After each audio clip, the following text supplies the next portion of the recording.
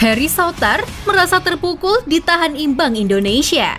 Makin dianggap aneh permainan Indonesia. Pemain mahal Australia merasa malu dengan kualitas bek Indonesia.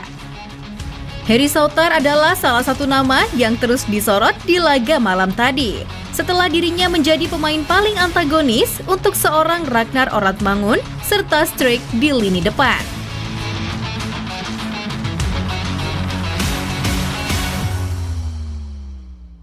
Bagaimana tidak, pemain yang memiliki postur paling tinggi di timnas Australia ini mampu menahan semua duel serta gempuran serangan Indonesia sepanjang 90 menit bertanding.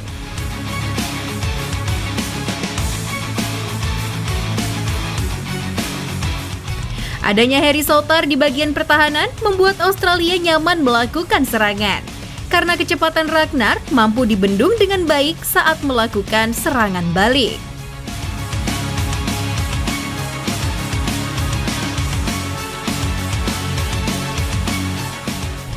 Namun meskipun Australia mampu mendapatkan penguasaan bola yang cukup baik di laga ini, Harry Souttar mengapresiasi gaya bertahan Indonesia yang susah ditembus, meski sudah memajukan garis pertahanan Australia di garis tengah.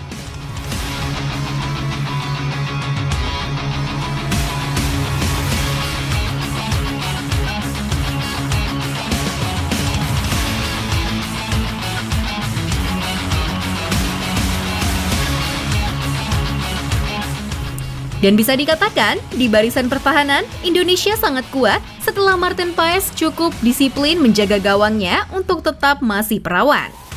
Tercatat, save krusial yang dilakukan oleh Maarten Paes terdapat 5 kali. Itu pun dilakukan saat babak pertama saja. Aksi-aksinya itulah yang membuat para pemain Australia frustasi saat berjuang memecah kebuntuan.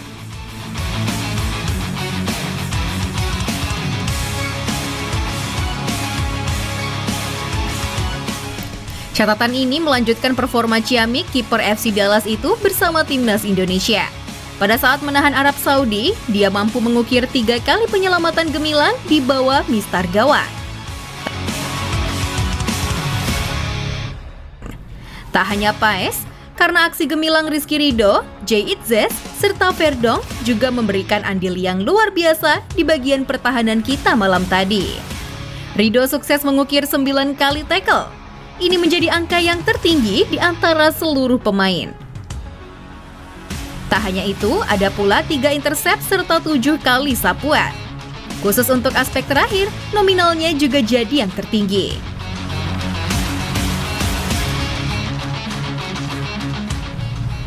Bek berusia 22 tahun ini juga melakukan 2 kali blok yang mengesankan.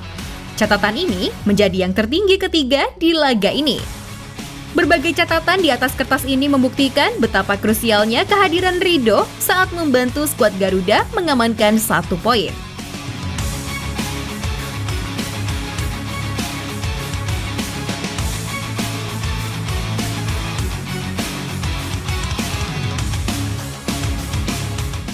Untuk Calvin Verdonk sendiri, dirinya akhirnya kembali menampilkan performa yang tak kalah ciamik saat menghadapi Australia. Bermain sebagai wingback kiri, dia bekerja keras sepanjang laga. Selain penampilannya yang ngotot, Verdonk juga mengukir sejumlah statistik kinclong. Dari segi defensif, pemain asal NEC Nijmegen itu mampu mengukir 6 kali tackle. Angka ini menduduki urutan kedua tertinggi di laga ini. Selain itu, ada 5 intercept yang dilakukan Verdonk sepanjang laga. Pemain berusia 27 tahun ini juga mampu mengukir 28 kali umpan sukses. Angka ini jadi yang tertinggi keempat di antara semua pemain. Dari semua operan itu, 5 di antaranya merupakan progressive passes.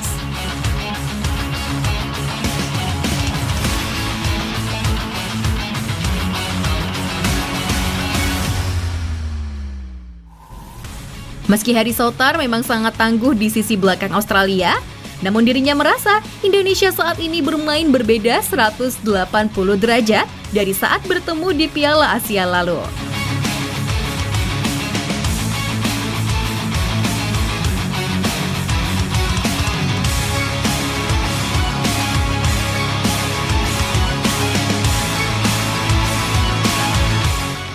Ia menuturkan saat Piala Asia mampu membobol 4 gol dengan mudah. Namun saat ini, timnas Indonesia sudah berkembang cukup pesat dan memperbaiki sisi pertahanan yang cukup kolektif di dalam lapangan.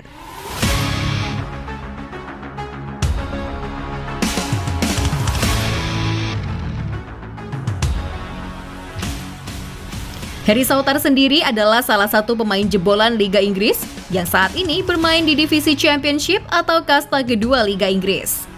Pemain yang bermain di Liga Inggris saja merasa malu dengan kualitas bek Indonesia. Harry merasa Indonesia sudah menunjukkan bukan sepatutnya mereka ada di peringkat 130 FIFA. Tentu masyarakat Australia sangat marah. Tim langganan Piala Dunia sama sekali tak bisa menjebol gawang tim 130 FIFA dan pulang hanya membawa 1 poin saja. Saya rasa saat ini kami dibenturkan dengan defensif yang luar biasa oleh para pemain Indonesia. Kami terus menyerang dan mereka tak kehilangan fokus sama sekali, ucap Harry Souttar setelah laga berakhir. Dan dengan hasil imbang ini seusai laga, performa tim asuhan Graham Arnold itu pun dapat sorotan dari media mereka.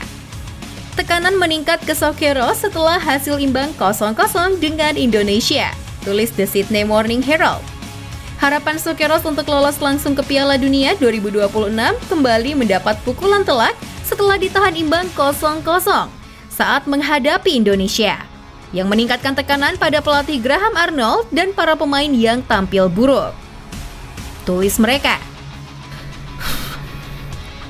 Timnas Australia jelas kesulitan untuk berfungsi dalam serangan melawan tim-tim seperti Indonesia dan Bahrain yang bertahan dalam dan dengan jumlah pemain banyak, tambah Herald. Walau sang pelatih sering dikritik karena pragmatisme dan gaya permainan mendasar, sang pelatih juga dikecewakan oleh kurangnya kualitas dari para pemain. Kritikan serupa juga datang dari The Australian yang menulis bahwa laga ini kembali jadi pukulan bagi ambisi Australia lolos 6 kali beruntun ke Piala Dunia sejak Jerman 2006.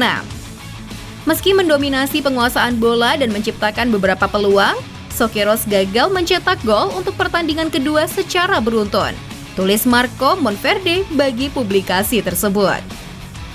Kiper Indonesia kelahiran Belanda, Martin Paes, melakukan sejumlah penyelamatan untuk menggagalkan peluang tim tamu. Namun Sokeros seharusnya bisa lebih baik lagi dengan peluang yang mereka miliki. Sementara, jurnalis asal Australia dan kontributor untuk ESPN, Joy Lynch, mengutarakan pendapatnya setelah jendela internasional di mana negeri kanguru hanya mengambil 2 poin dari 1 laga dan bermain 180 menit tanpa mencetak gol.